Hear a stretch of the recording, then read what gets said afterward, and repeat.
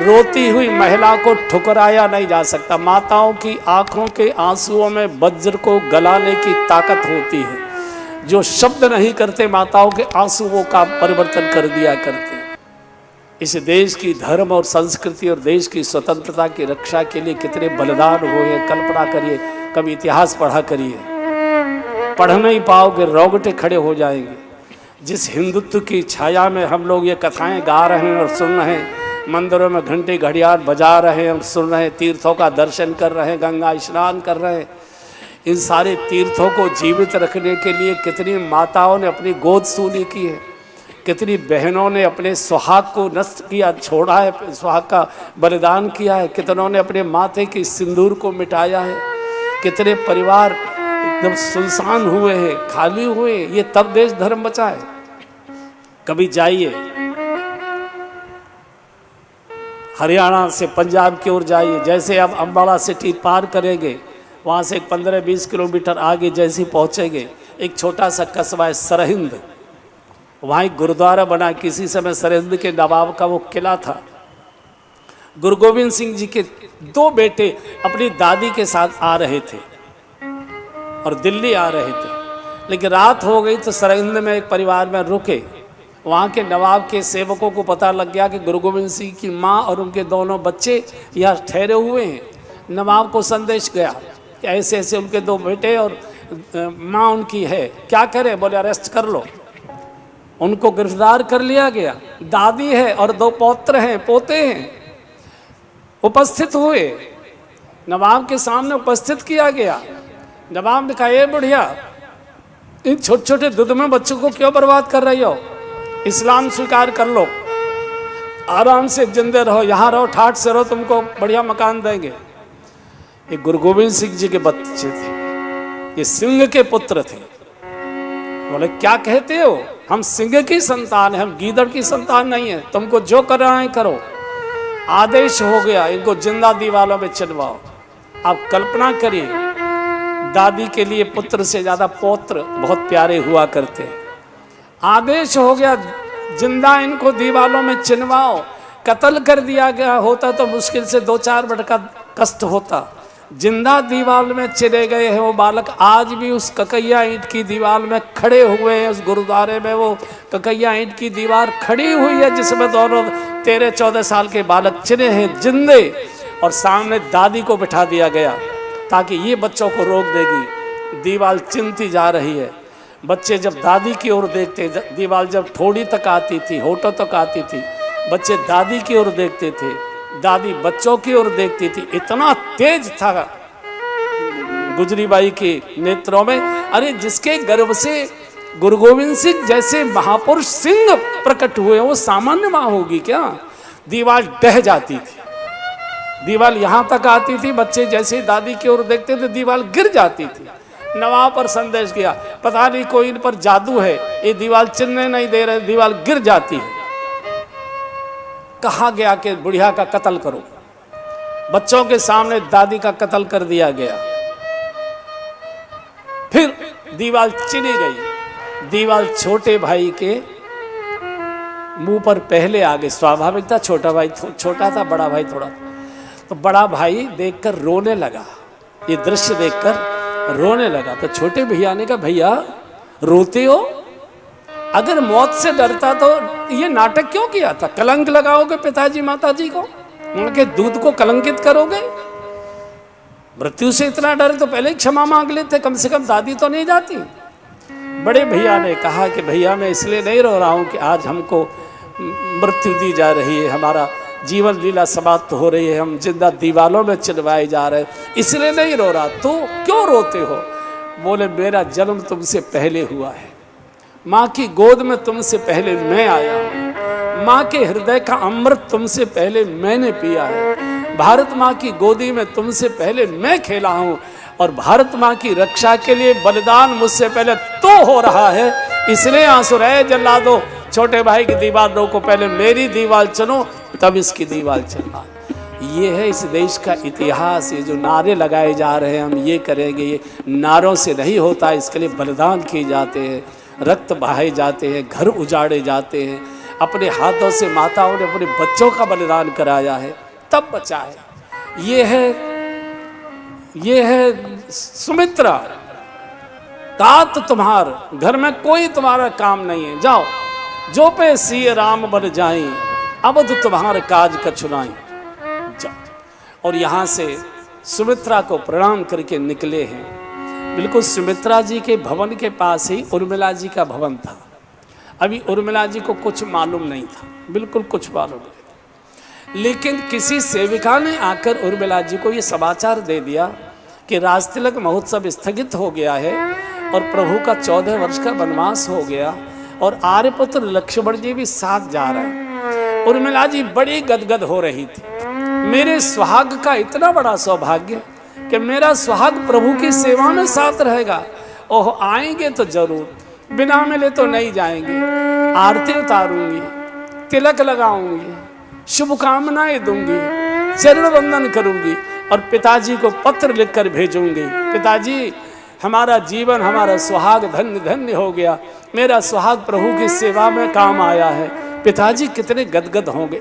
लक्ष्मण जी घबरा रहे हैं कि अगर उर्मिला ने रोना शुरू कर दिया, रोती हुई महिला को ठुकराया नहीं जा सकता। माताओं की आंखों के आंसुओं में वज्र को गलाने की ताकत होती है। जो शब्द नहीं करते माताओं के आंसुओं का परिवर्तन कर दिया करते। लक्ष्मण जी घबरा रहे, साथ जाने की जिद करेगी, साथ लेकर जा नहीं सकता, छोड़कर गया तो 14 वर्ष के बाद लौट कर आऊंगा, जीवित पा नहीं सकता।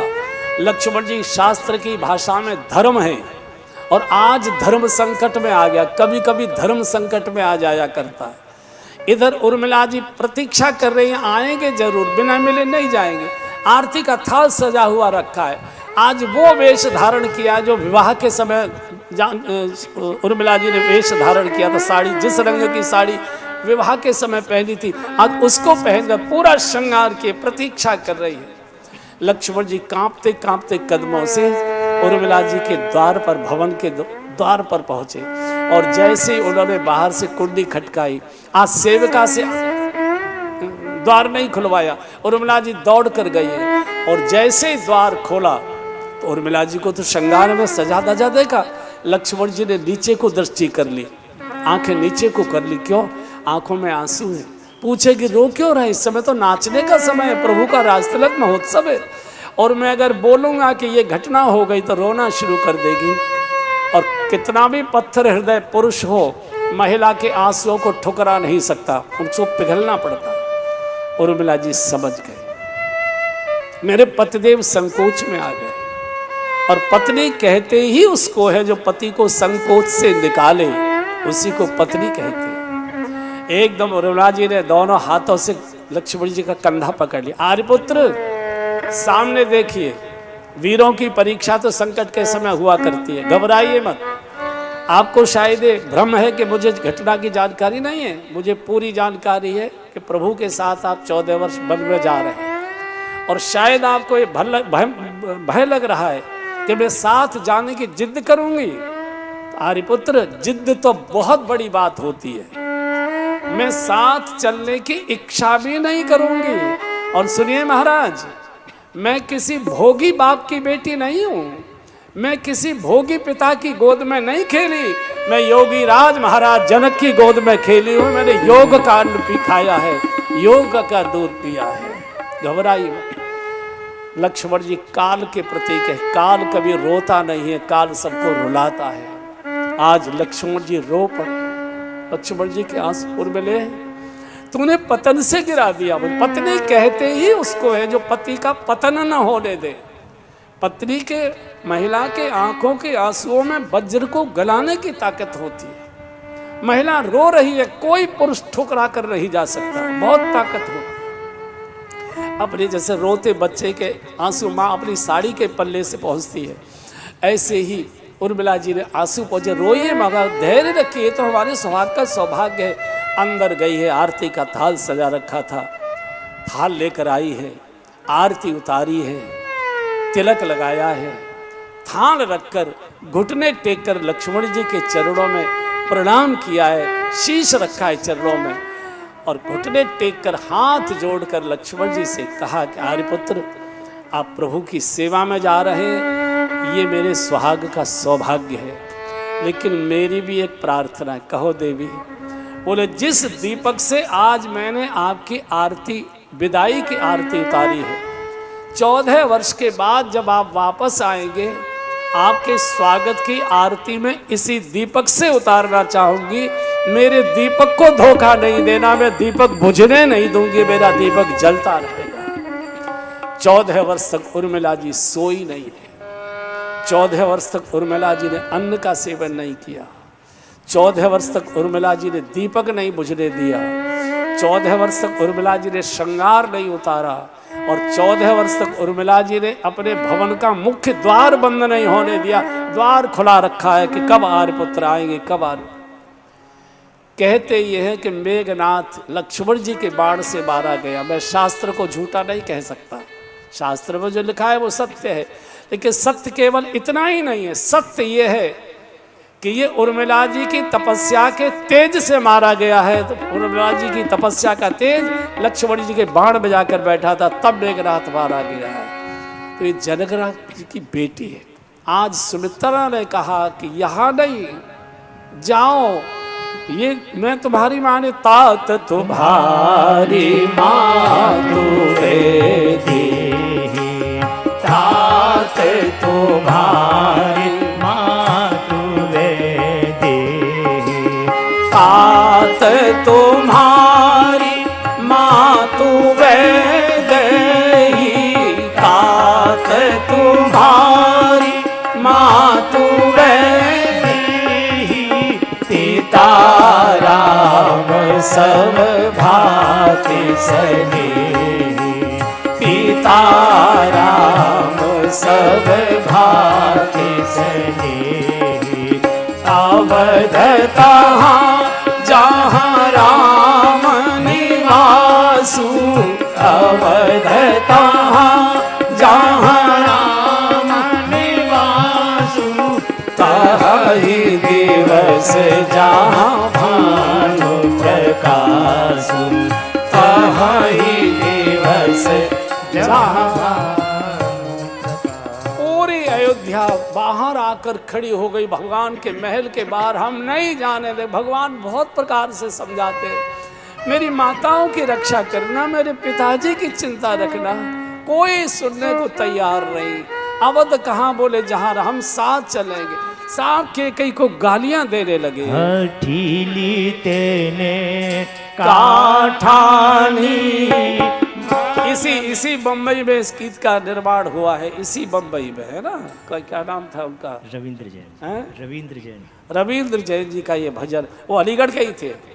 मेरा भी जन्म अलीगढ़ में हुआ है, वही के थे वो। गाइए। हठीली तेने काठानी मन में राम सिया भेज दई पर में, राम सिया भेज दई बन में।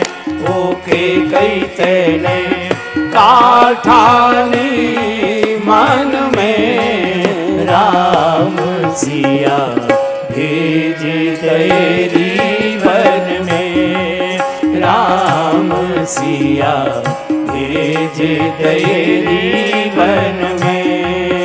ओके कई तेने कौशल्या की छिन गई बानी, कौशल्या की छिन गई बानी।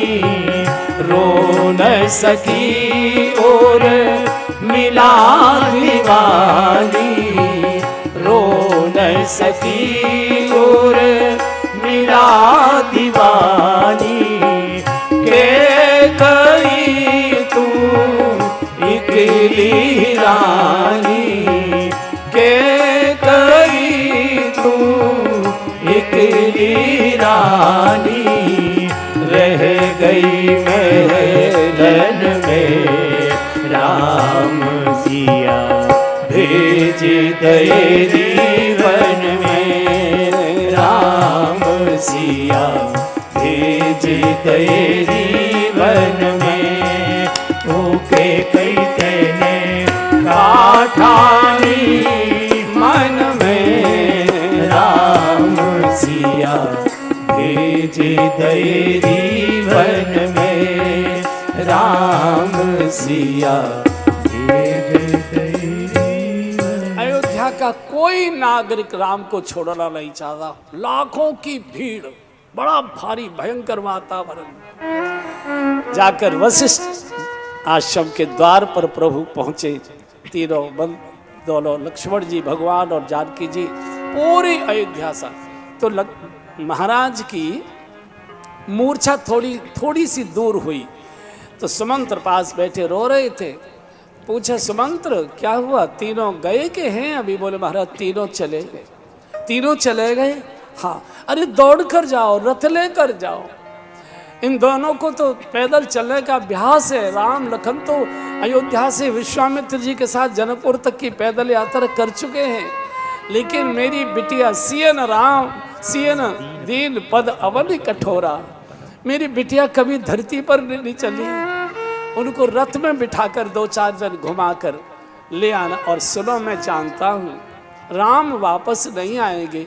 दशरथ जी बोल रहे हैं, जो नहीं फिर ही धीर दो भाई, जो नहीं फिर ही धीर दो भाई, सत्य संध दृढ़ व्रत रघुराई, सत्य संध दृढ़ व्रत रघुराई। हाँ तो तुम विनय करो कर जोरी, तो तुम विनय करो कर जोरी, फेरिए प्रभु मिथे लेश किशोरी, फेरिए प्रभु मिथे लेश किशोरी। पितु ग्रह कबहु ससुरारी, पितु ग्रह कबहु ससुरारी। हाँ रहे हूँ जहाँ रुचि हो तुम्हारी, रहे हूँ जहाँ रुचि हो तुम्हारी, जो नहीं फिर धीर दो भाई, जो नहीं फिर धीर दो भाई, फेरिए प्रभु मिथे लेश किशोरी। दशरथ जी ने कहा सुमंत्र दौड़ कर जाओ, इन दोनों को तो पैदल चलने का अभ्यास है। मेरी बिटिया कभी पैदल नहीं चली। पलंग पीठ तज गोद हिडोरा, या तो पलंग पर या पिताजी की पीठ में या माँ की गोद में या तो हिडोले में, सियन दीन पग अवनि कठोरा। और सुनो मेरी ओर से कहना, मैं जानता हूँ राम और लखन दोनों बड़े धीर हैं, बड़े समझदार हैं, बड़े हिम्मत, ये दोनों वापस नहीं आएंगे। जो नहीं फिरे धीर दो भाई। तो मेरी ओर से मेरी प्रार्थना जानकी जी को कर देना, बिटिया तुम वापस लौट चलो। मैं जानकी जी को देखकर ही 14 वर्ष जीवित बना रहूंगा। जानकी जी भी नहीं आई तो मैं जीवित नहीं रह पाऊंगा। सुमंत्र मेरी ओर से कहना और उनको बताना, जहां तुम्हारा मन हो, जहां तुम्हारी रुचि हो, पितुग्रह कबहु ससुरारी। देखिए त्रेता युग में नारी की सुरक्षा का कितना बड़ा सूत्र दशरथ जी उस अवस्था में दे रहे हैं जिस अवस्था में मूर्छित जैसे पड़े हुए, बहुत ज़्यादा वियोग में डूबे हुए। उस समय भी सिद्धांत कितना दिव्य दिया है भविष्य की नारियों की सुरक्षा के लिए। नारी केवल दो ही जगह सुरक्षित है, पितुगृह या ससुराल गृह। तीसरी जगह नारी सुरक्षित है ही नहीं, किसी रिश्तेदारी में भी सुरक्षित नहीं है। चर्चा करने की आवश्यकता नहीं, सिद्धांत मानस बोल रहा है। पितुगृह कबहू ससुरारी, जहाँ तुम्हारी रुचि हो, बाकी स्थान पर नारी की कोई सुरक्षा नहीं है। बातें की जा सकती सुरक्षा की नहीं होती। यहाँ से चले, गुरुदेव को प्रणाम किया तो रथ लेकर आ गए सुमंत्र, तीनों रथ में बैठे। अयोध्या के नागरिक रुकने को तैयार नहीं, चले जा रहे हैं, बूढ़े जवान बालक सब दौड़े जा रहे हैं। हम तो जहाँ राम, हम तो वही अयोध्या मानेंगे। तमसा के किनारे पहुँचे, रात्रि का यहाँ विश्राम हुआ। कुछ भगवान की योग माया रही होगी, कुछ विधाता की इच्छा रही, जो भी कारण होगा, सो गए।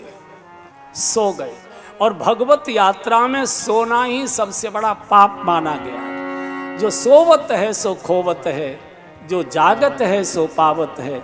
हमारे ब्रजवासी गाते हैं ना, उठ जाग मुसाफिर भोर भये, अब रे कहाँ जो सोवत है। उठ जाग मुसाफिर भोर भई, अब रे कहाँ जो सोवत है।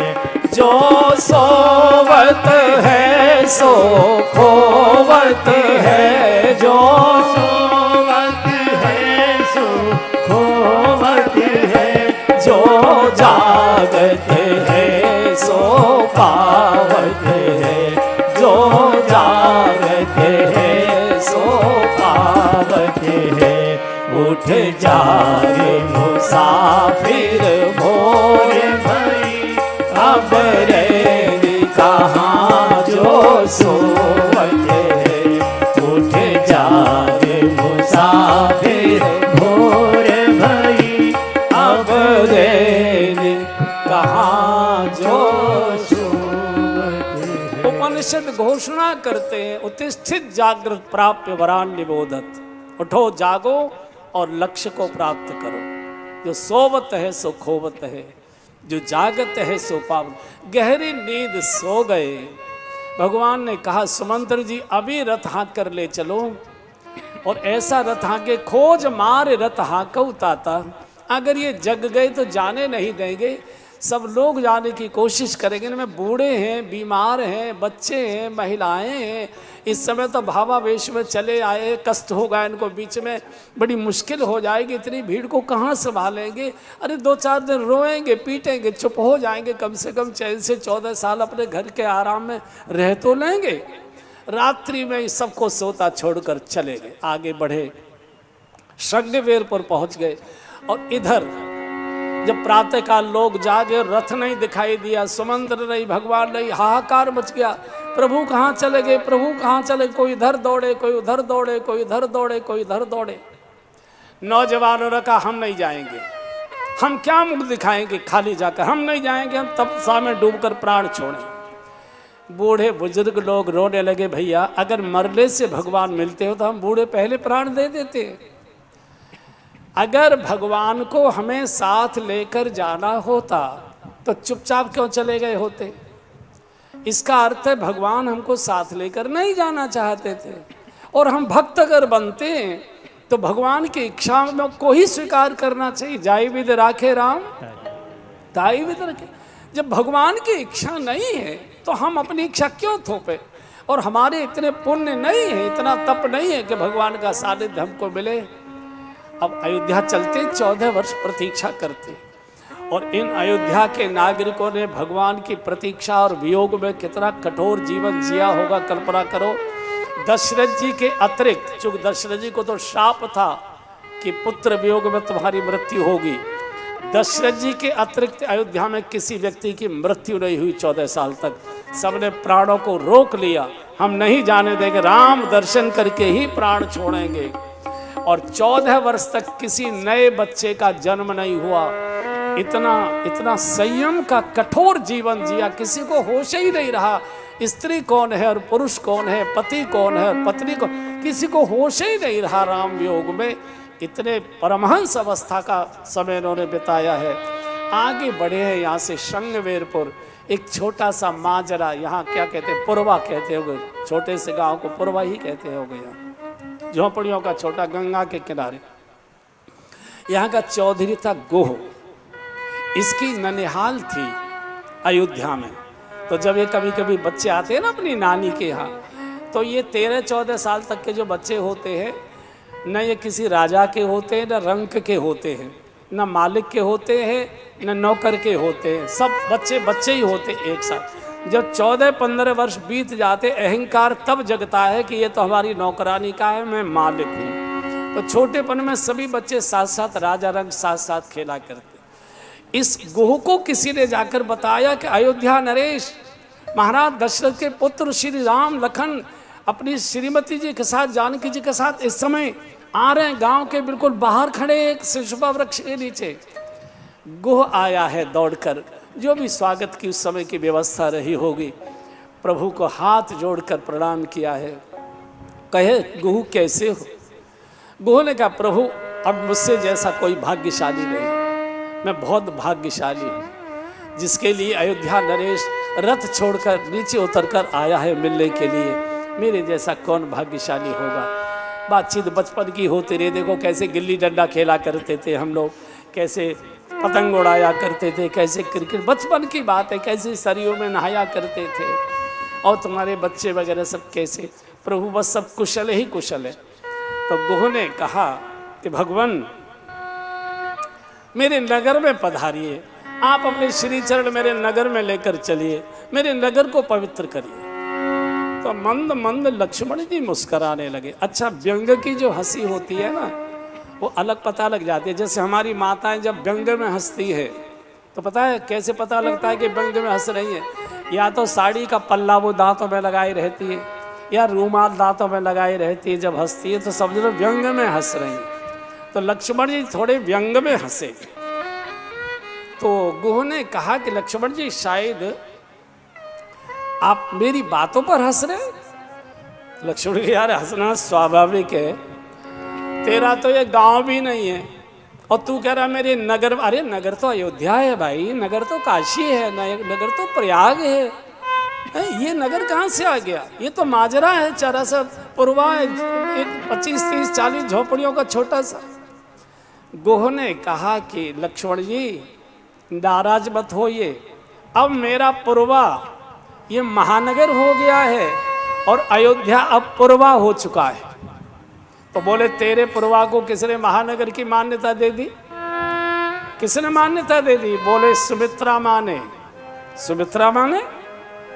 सुमित्रा माँ ने कैसे दे दी? बोले याद करो कल सुमित्रा माँ ने क्या कहा था, अवध तहाँ जहाँ राम निवासु, अवध तहाँ जहाँ राम निवासु, तहाँ ही दिवस जहाँ भानु प्रकाशु, तहाँ ही दिवस जहाँ भानु प्रकाशु, आजी तहाँ ही दिवस जहाँ भानु प्रकाशु, तहाँ ही दिवस जहाँ भानु प्रकाशु। अब अयोध्या गांव हो गया, मेरा गांव महानगर हो गया। अवध कहाँ? बोले जहाँ राम निवास हुए, वहाँ से राम बाहर आ गए। भगवान ने कहा भैया रुकते जरूर, तुम्हारे बच्चों से भी मिलते, लेकिन पिताजी की आज्ञा है, माँ की आज्ञा है, 14 वर्ष हम किसी गांव नगर में जा नहीं सकते, इसलिए रात्रि को यही विश्राम करेंगे। गोने बहुत सुंदर और एक वृक्ष के नीचे फूस की झोंपड़ी बना दी है। गोह रोता है, जिनको मखमल के गद्दों पर सोना चाहिए था, आज वो विधाता की इच्छा से भूमि शयन कर रहे हैं। जानकी जी सियन दीन पग अवन कठोरा, भूमि में लेटी। लक्ष्मण जी रो रहे, पूरी रात जागे हैं, गोह से वार्ता की। अगले दिन प्रातःकाल प्रभु वटवृक्ष का दूध मंगाते हैं, अपने केशों को जटाओं के रूप में बनाते हैं। सुमंत्र ने हाथ पकड़े, नहीं नहीं नहीं, अब ये नहीं करने दूंगा। जिन काले काले घुघराले केशों में रेशम जैसे केश आपके, कौशल्या माँ की कोमल कोमल उंगलियां घूमती थी, वो जटा के लिए नहीं प्रभु। पिताजी ने कहा था कि बन दिखाए, घुमा कर बर को 4-6 दिन घुमा के वापस लौटा कर ले आना। और आप तो पिताजी की आज्ञा के पालन करने वाले। भगवान ने कहा सुमंत्र आप भी हमारे लिए पिता के ही समान हैं, लेकिन वो आज्ञा पिताजी की नहीं थी, वो आज्ञा पिताजी की ममता की थी। पिताजी की तो आज्ञा 14 वर्ष बन की ही थी। ये जो आप बोल रहे, ये पिताजी की ममता की है। और ममता मल जर जाए, ममता तो मल के समान होता है। अब आप रथ वापस ले जाइए, हमको आगे जाने दे। और बर बस राम सुमंत्र पठाए, बर बस सब गाइए, सुमंत्र पठाए, बर बस राम सुमंत्र पठाए, पीछे तक सब गाइए, राम सुमंत्र पठाए, सुर सरि तीर आप तब आए, सुर सरि तीर आप। जबरदस्ती समंदर को रथ में बिठा भगवान गंगा जी के किनारे आ गए।